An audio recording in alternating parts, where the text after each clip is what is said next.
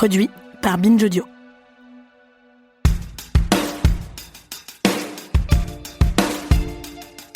Quand j'étais ado, il y a fort longtemps, l'une de nos obsessions récurrentes, c'était de guetter les lacets des Doc Martens des gens que nous croisions. Ça peut paraître incongru, mais au cas où vous l'ignoriez, il fut un temps où la couleur de ces lacets pouvait indiquer le bord politique que vous défendiez. Les lacets rouges, c'était l'extrême gauche, les lacets blancs, l'extrême droite.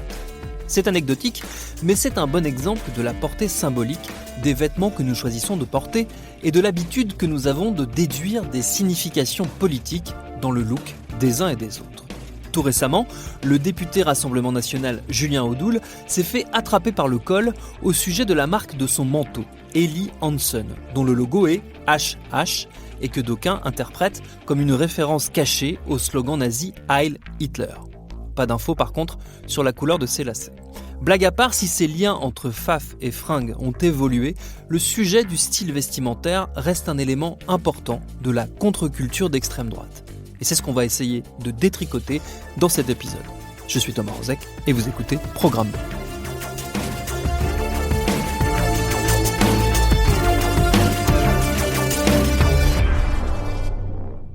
Le premier à qui j'ai été soumettre mes interrogations, c'est Gilda Lescope. Il est sociologue, spécialiste des sous-cultures britanniques et notamment de la culture skinhead à laquelle il a consacré sa thèse. Les skins, avec leur crâne rasé et leur style très identifié, ont longtemps été le symbole du look d'extrême droite, même si, évidemment, il y a eu et il y a encore des skins d'extrême gauche et des skins apolitiques. Il n'empêche, le look skin s'est imprimé dans notre imaginaire collectif.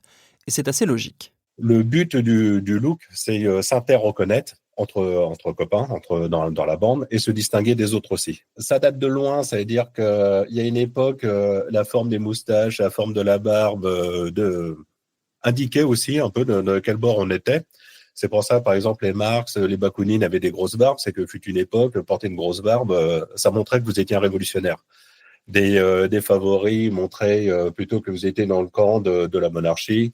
Des moustaches fines montraient que vous étiez plutôt impérialiste, tendance Napoléon Bonaparte. Donc en fait, que ce soit la barbe, la moustache, les habits, il y a toujours eu ce jeu de véhiculer quelque chose. Toute une affaire d'appropriation et de récupération. Quand les jeunes se composent un look, il y a toujours une appropriation, c'est-à-dire qu'ils n'ont pas ni les punks, ni les skins, nous un atelier de couture dans leur cave où ils font faire leurs propres vêtements. En fait, c'est des trucs, des marques existent déjà et qui vont s'approprier, quoi. C'est toujours difficile de trouver les origines d'eux dans pas mal de choses parce que des fois, c'est un petit groupe de Londoniens, par exemple, qui vont porter ces marques-là. Ça va être imité par d'autres gens en Angleterre. Il y a toujours une période de flou au départ où les gens portent un peu ce qu'ils veulent. Puis en fait, ça finit par devenir un espèce d'uniforme, et notamment au travers de la presse et des pochettes de disques. C'est-à-dire que les pochettes de disques vont montrer des gens, ceux qui aiment bien la musique ou ceux qui veulent vont imiter ce look en fait. En fait, au bout d'un moment, ça va s'uniformiser, se rigidifier à force d'imitation. C'est-à-dire que c'est la marque qui va montrer une signification d'appartenance. Ces marques, ce sont Fred Perry et son polo avec les lauriers, les Doc Martens que je mentionnais au début de l'épisode, ou encore Lonsdale, dont on va reparler dans un instant. Ces marques, les skinheads sont en partie allés les piquer chez leurs ancêtres, les Mods, une sous-culture britannique, une autre, des années 50-60, celle-là, déjà très identifiable d'un point de vue vestimentaire. Les skins sont des descendants en fait des Mods. Donc, il y a toute une partie vestimentaire des skins qui viennent en fait des mods, c'est-à-dire notamment le polo Fred Perry, la chemise Ben Sherman. Dans les années 80, il va y avoir un revival le skinhead avec le punk et la oi, et c'est là qu'il va y avoir la politisation. Ce qu'il faut voir, c'est que ce look skin va en fait se radicaliser. Ça va être sous l'effet du punk, ça va être l'époque de la provocation, de confronting dressing, comme disait Vivienne Westwood. De battle dress, et donc le style va être plus agressif. Alors que les cheveux étaient courts dans les années 60, là c'est le crâne rasé. Il y avait il va y avoir l'apparition du jean bleaché, beaucoup de bombers, et certains vont même aller pour faire encore plus guerrier vers une espèce de look paramilitaire avec du kaki, du camouflage, etc. Donc forcément, pour en arriver là, c'est-à-dire que les militants politiques, quand ils vont s'intéresser à ça, On va se dire c'est cool parce qu'en même temps, c'est un look guerrier, quoi. Tous les militants, à un moment, enfin surtout dans les années 80, qui étaient un peu dans cette démarche de se montrer comme des guerriers de la rue, de chasser dans la rue, etc. Le look skin était attirant parce qu'en fait, il y avait un côté bagarreur, un côté combattant qui apparaissait nettement. Lonsdale, en fait, c'était une marque de boxe. Comme je disais, ça rentre dans ce cadre de combattant, quoi. Ça veut dire que quand vous portez, symboliquement, quand vous portez du Lonsdale, c'est une marque de boxe, c'est un peu, je suis là pour me la mettre aussi, quoi. Et donc, ça portait quand même un fort préjudice pour la marque, à tel point que dans le nord de la France, en Hollande, cette marque était interdite dans les établissements scolaires, notamment, parce qu'en fait, elle était associée à l'extrême droite. Donc pour Lonsdale, c'était quand même, enfin, dont l'égérie à une époque était Mohamed Ali, c'était quand même problématique.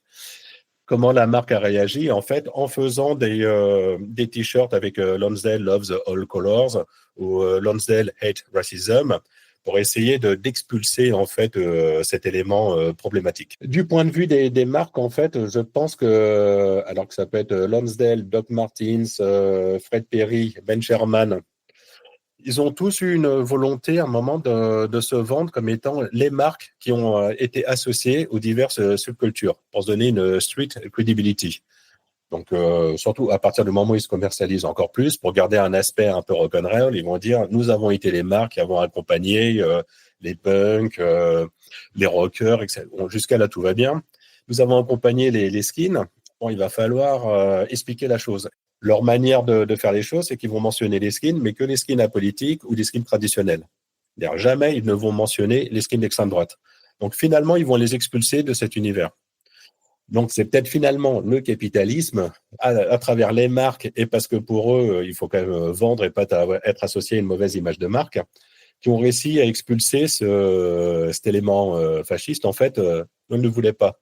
Alors, je répète comment? En leur faisant sentir systématiquement, quelque part, qu'ils n'étaient pas les bienvenus et que ce serait problématique pour eux de porter cette marque à partir du moment où eux développaient sans arrêt des campagnes publicitaires pour montrer qu'ils étaient côté de l'antifascisme et de l'antiracisme. Et que finalement, il y aurait forcément une contradiction au bout d'un moment à porter à une marque qui systématiquement proclame sur ses sites, qui montre des modèles, des jeunes racisés, etc., qui sont pas du tout dans ce délire-là, quoi. Ou qui vont se trouver des égéries comme Fred Perry avec Amy Winehouse, qui serait difficile de classer comme une faf, quoi.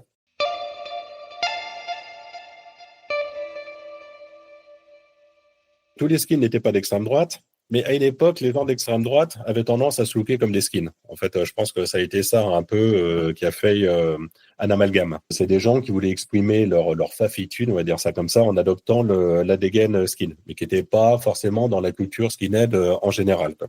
Le changement, c'est qu'il y a bon, déjà cette dégaine va être très repérable dans la rue, donc ce qui va obliger les gens à changer un peu à assouplir ce look-là. D'autre part, ce qui va se passer dans tous les pays d'Europe quasiment, c'est que pour ceux qui étaient les plus militants, leurs partis et les organisations vont dire ce look-là, c'est fini, basta, quoi.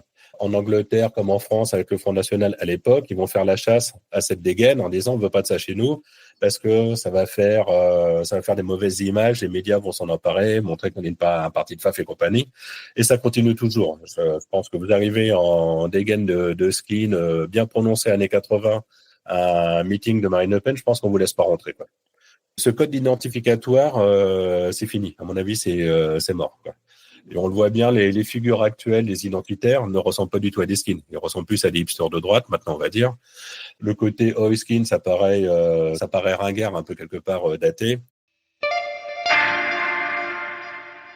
Cette ringardisation, elle se vérifie sur le terrain, notamment dans les travaux de mon deuxième invité, Emmanuel Casajus. Lui aussi est sociologue, spécialiste des mouvements identitaires. Il a passé 1 an en immersion à l'Action française, très vieux mouvement de l'extrême droite. C'était en 2015 et il s'intéressait aux liens entre style et violence, un sujet auquel il a consacré un livre paru cette année aux éditions du Cerf. On y retrouve un panorama des looks de l'extrême droite d'aujourd'hui qui sont finalement le reflet des diverses chapelles qui la composent. Et où, on y revient, le style skinhead n'a plus vraiment sa place. Dans les entretiens que j'ai avec les militants identitaires, par exemple, ils me disaient ça c'est absolument le genre de cliché qu'on veut éviter, quoi, pour nous. C'est caricatural, c'est moche, ça fait débile, etc. Donc il y a un look qui a un peu pris le pas là-dessus, également importé de Grande-Bretagne, qui s'appelle le look casual. Donc comme l'indique son nom, qui est beaucoup plus discret. avec des certaines marques, Lyle & Scott, Stone Island. Et voilà, ce look casual a pas mal remplacé le look skinhead. Il y a une connotation violente, il y a une connotation urbaine, une connotation britannique, mais c'est beaucoup moins visible.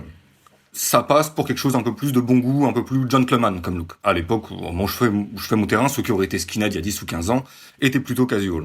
Alors il y a un autre look qui à l'Action française en 2016 s'appelait TMPR, Tradi, Mytho, Péchu, Roico. Alors tradi, traditionnaliste. Mytho, c'est une allusion à mythologique, c'est mythos, donc ça veut pas dire mythomane, ça c'est un terme qui a un sens différent au sein de l'extrême droite et des milieux catholiques traditionnalistes. Le terme mytho, ça signifie l'appétence pour les mythes. Péchu, ça veut dire actif, c'est un terme qui est assez utilisé parfois pour désigner typiquement les prêtres en soutane Rangers. On va dire que c'est des prêtres qui sont péchus, quoi. Ils sont là, ils sont au pèlerinage de Chartres, ils tracent devant, etc. Et Roico, royaliste. Donc c'est la façon un peu sympathique, jeune, de dire royaliste. Dans les milieux royalistes, parce qu'il faut bien qu'ils se jaunissent et qu'ils aient un terme un petit peu plus sympa que royaliste ou monarchiste, qui sonne quand même très 20e voire 19e siècle. Donc TMPR, c'est alors les gens de gauche, les antifascistes appelaient ça les mèches-mèches, parce que assez souvent ils portent une coupe de cheveux saint-cyrienne qui s'appelle la youle. C'est un style vestimentaire qui est assez répandu dans les milieux traditionnels catholiques de l'ancienne aristocratie. C'est aussi un look qui est assez décrié et pas mal par les casuals parce que très connoté en termes de classe. C'est très connoté aristocratique, très connoté classe supérieure. Ça donne une image vraiment de l'extrême droite, catho, tradi, old school. Alors il y a un autre look qui était le look nationaliste autonome. Alors autonome, c'est une référence au mouvement qu'il y avait autour des Black Blocs à gauche. Sachant que autonome à gauche, ça veut dire que c'est des gens qui sont pas ralliés à un parti. Et le bloc n'est pas un type de parti, c'est une forme d'action. C'est-à-dire défier la police en étant tous habillés pareil, ce qui fait qu'ils peuvent pas trop attraper des gens et savoir qui a fait quoi. Donc c'est une stratégie politique, et le look autonome, c'est surtout, alors bien sûr, il y a des gens à gauche qui s'habillent comme ça parce qu'ils trouvent ça cool, mais c'est surtout considéré un peu comme un outil de travail, comme un uniforme pratique, parce que c'est utile face à la répression policière. Alors, de façon un petit peu ironique, des mouvements d'extrême droite se sont baptisés autonomes et ont formé des blocs. Donc, bloc devenant synonyme de parti. Donc, on dit quelque chose qui n'a rien à voir, mais ils ont pas mal repris le look. Donc, ça va être sweat à capuce, jean noir, petite basket. Donc, ceux à l'Action française qui prônaient ce style-là sont d'ailleurs partis au GUD par la suite et au Bastion social quand c'est devenu le Bastion social. Plus récemment, ça c'est des choses qui commençaient à exister mais qui sont tout développées après. Il y a le look Peaky Blinders, donc un look qui se veut donc inspiré de la série Peaky Blinders, très classe, très gentleman, un style qui se veut intemporel et masculin. Donc ça c'est un style qui a eu pas mal de succès parce qu'il a un petit peu mis tout le monde d'accord, que ça soit plutôt des gens tradi, mytho, péchu, roico, autant des gens casual, d'autant qu'il y a un côté britannique. Et le dernier look que j'ai looté, c'est Gentleman Farmer, qui est en fait assez proche du style casual, Peaky Blinders, avec notamment la marque Barbour, qui a été beaucoup diffusée par le mouvement casual, mais qui en soi est un peu porteur de quelque chose. Voilà, la marque Barbour, c'est une marque plutôt de chasseurs, un côté countryside. Donc voilà, il y a tout un tas de styles, et ces styles sont en opposition. Alors je dirais qu'en fait, cette logique qu'il y a avec les vêtements et avec les styles, cette logique, elle se retraduit pour énormément de références politiques qu'on va voir à l'extrême droite. C'est-à-dire que, par exemple, les nationalistes révolutionnaires vont critiquer, par exemple, les monarchistes comme étant catho, tradi. C'est-à-dire que à travers le style, c'est des critiques, c'est des positions sociales et des positions politiques qui ressortent. Derrière, il y a une théorie politique qui est très importante, qui est la métapolitique. C'est l'idée qu'il faut jouer sur la politique en jouant d'abord sur les valeurs et en jouant sur la culture. Semble assez bien marcher. Aujourd'hui, il y a des looks qui étaient complètement connotés extrême droite ou invisibles, qu'aujourd'hui on va croiser dans la rue, de la part de gens qui n'ont pas l'air si politisés que ça, qu'on va énormément retrouver dans la police, par exemple. Je pense au travail de Ricardo Pereira là-dessus.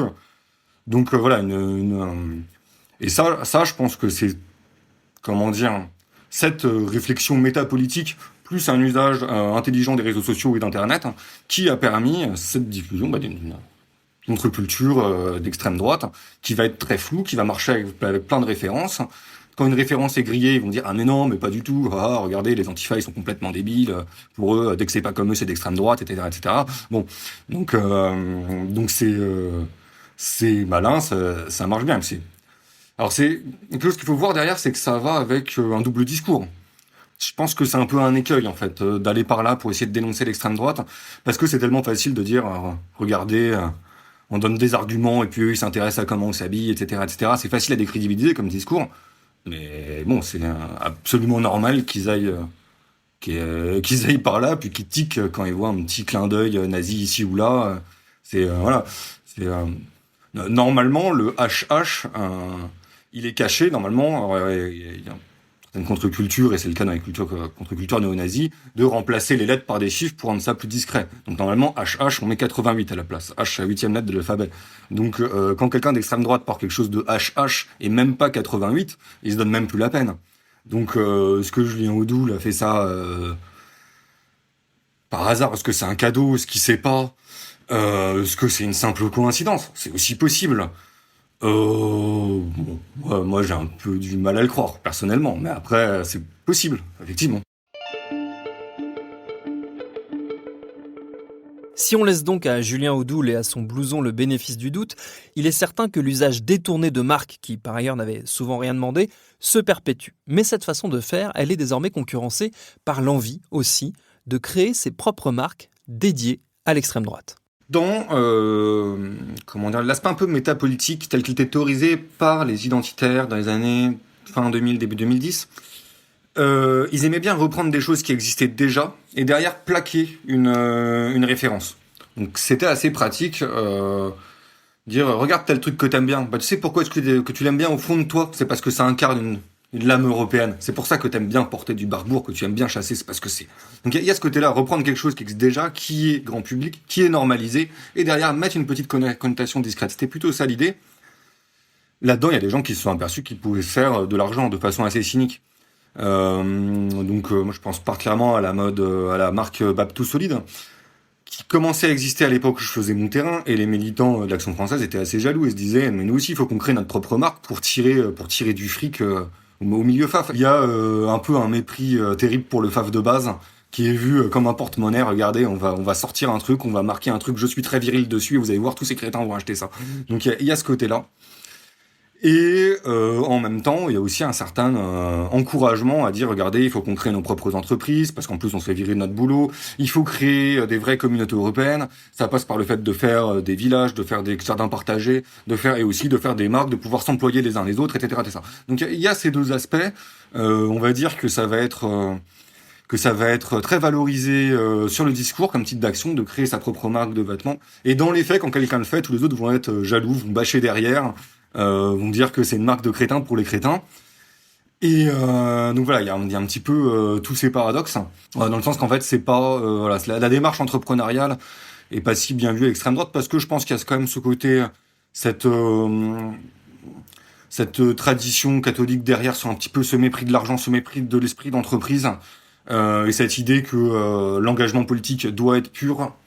On se fait pas d'argent là-dessus, voilà, une sorte de. Et en même temps, il y a aussi un petit peu le discours masculiniste libertarien, qui est que être intelligent, être fasciste, c'est dominer le monde moderne. Dominer le monde moderne, ça veut dire arriver à avoir une bonne situation, chevaucher le tigre. Donc il y a un peu aussi cette fascination, surtout dans le milieu masculiniste, pour cet entrepreneur qui réussit, qui fait plein d'argent, avec derrière une contestation du grand capital et compagnie chez les révolutionnaires.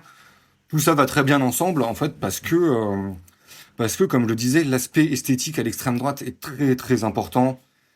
Et en définitive, c'est ça qui tranche, et la cohérence politique est, est inféodée à cette esthétique.